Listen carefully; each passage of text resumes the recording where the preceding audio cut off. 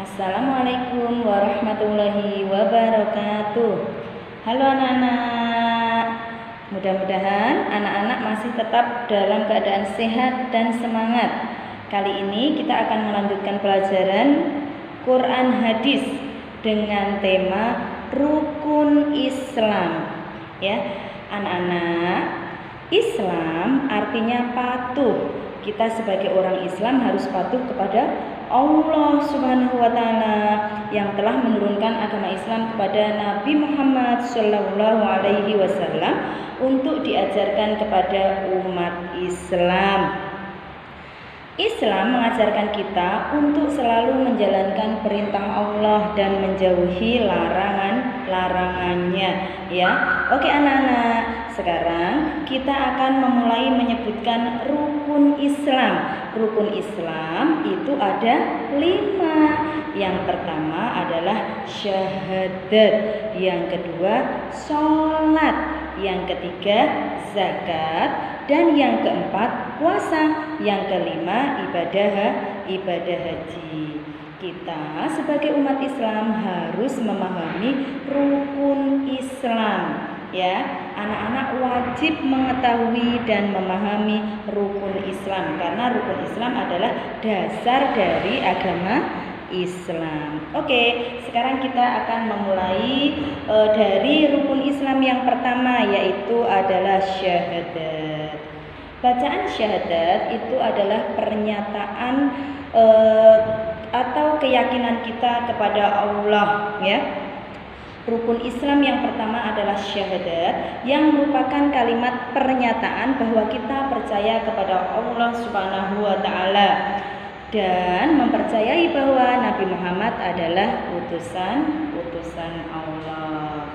Oke anak-anak, sedangkan bunyi kalimat syahadat yaitu asyhadu alla ilaha illallah wa asyhadu anna Muhammadar Rasulullah, yang dikenal dengan istilah atau bacaan syahadatain, yang artinya persaksian bahwa aku bersaksi kepada Allah atau aku bersaksi bahwa tiada Tuhan selain Allah dan aku bersaksi bahwa Nabi Muhammad adalah utusan Allah. Oke anak-anak, sekarang Bunda mau menjelaskan tentang bunyi syahadat yang pertama yang berbunyi asyhadu alla ilaha illallah. Asyhadu alla ilaha illallah itu disebut bacaan syahadat tauhid, ya. Bacaan syahadat yang pertama yaitu asyhadu alla ilaha illallah itu disebut sebagai bacaan syahadat tauhid, yang artinya bahwa aku bersaksi bahwa tiada Tuhan selain Allah. Sedangkan yang kedua syahadat rasul. Syahadat rasul yang bunyinya wa asyhadu anna Muhammadar Rasulullah, yang artinya bahwa aku bersaksi bahwa Nabi Muhammad adalah utusan Allah. Anak-anak harus tahu ya, nabinya umat Islam adalah Nabi Muhammad sallallahu alaihi wasallam. Ya, anak-anak harus mengenal semua siapa junjungan kita, siapa pimpinan kita umat Islam, yaitu Nabi Muhammad. Nabi Muhammad adalah manusia pilihan Allah, manusia yang diangkat oleh Allah, dijadikan sebagai Rasulullah atau dipercaya sebagai utusan Allah. Oke, sekarang rukun Islam yang kedua. Rukun Islam yang kedua itu adalah sholat atau melakukan sholat.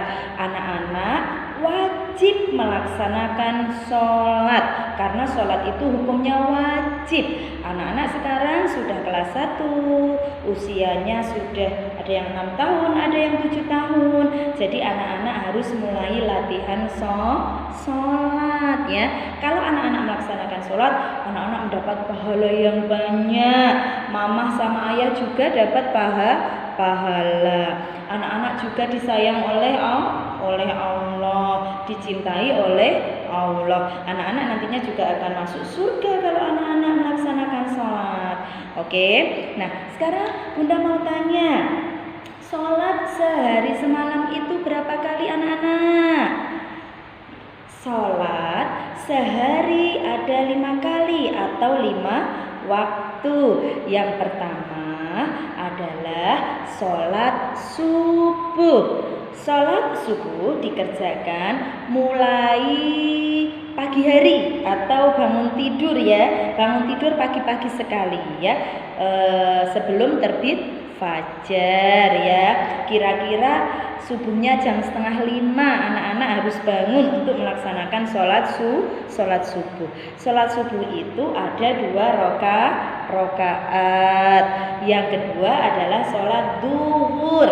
Sholat duhur itu dikerjakan pada siang hari ya, ketika sudah ada adzan duhur. Kira-kira jam 12 siang ya, jam 12 siang ada suara azan zuhur, anak-anak segera melaksanakan sholat zuhur. Sholat zuhur itu ada berapa rakaat anak-anak? Sholat zuhur itu ada 4 rakaat ya anak-anak. Sekarang sholat yang ketiga adalah sholat asar. Sholat asar sama jumlahnya dengan sholat zuhur, yaitu 4 rakaat. Sholat asar dikerjakan ketika sore hari, kira-kira jam 3:30 ya, jam 3:30 sampai jam 5. Anak-anak segera melaksanakan sholat asar. Yang keempat adalah sholat maghrib. Sholat maghrib itu dikerjakan ketika ada azan maghrib atau ketika terbenam matahari ya. Sholat maghrib itu jumlahnya 3 rakaat ya. Sayang-sayangku semua, yang terakhir adalah sholat isya. Sholat isya dikerjakan pada malam hari, yaitu ketika sudah ada azan isya, kira-kira jam 7 malam ya. Oke anak-anak, sholat isya itu sama dengan sholat asar dan duhur, yaitu 4 rakaat. Oke, untuk mengingat kembali supaya anak-anak hafal dalam menyebutkan rukun Islam, supaya anak-anak tetap mudah untuk mengingatnya, boleh dengan menyanyi sama-sama ya. Dulu Bunda pernah ngirimin video menyanyi tentang rukun Islam, sekarang Bunda ulangi lagi. Oke, yuk 1, 2, 3.